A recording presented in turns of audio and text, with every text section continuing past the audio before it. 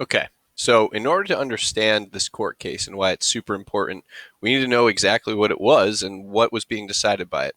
So, to give some background, Plessy versus Ferguson was in 1896, and it started originally from this guy, Homer Plessy, who was 7/8 white and only 1/8 black, trying to ride on a white train cart, basically.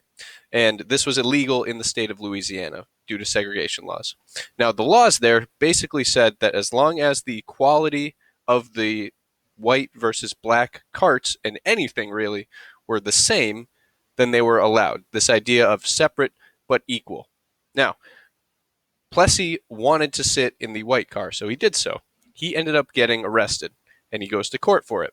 Now, he's found guilty in this court. The judge in that case was by the name of Ferguson, John Ferguson. And so Plessy, not happy with that result, he decides to appeal, which basically means to bring this case to the next court up, which they also rule against him. And this continues all the way up into the Supreme Court.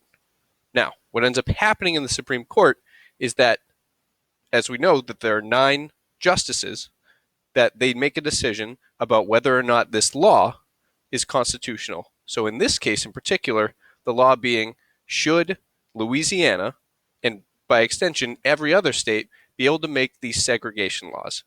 What ends up happening is that the justices vote 7-1 that this case was allowed, that basically Plessy was in the wrong, and that Louisiana was allowed to do and make these laws that allowed for segregation.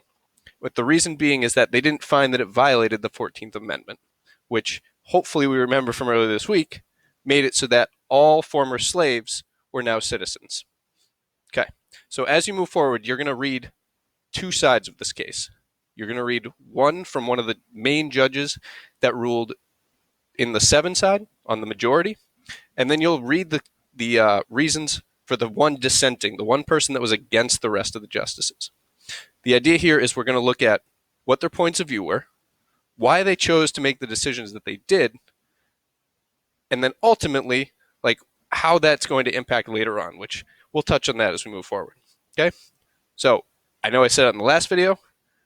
I'm going to keep repeating it every time. If you have questions, reach out to me, Google Classroom. I'll try to respond. Okay, good luck.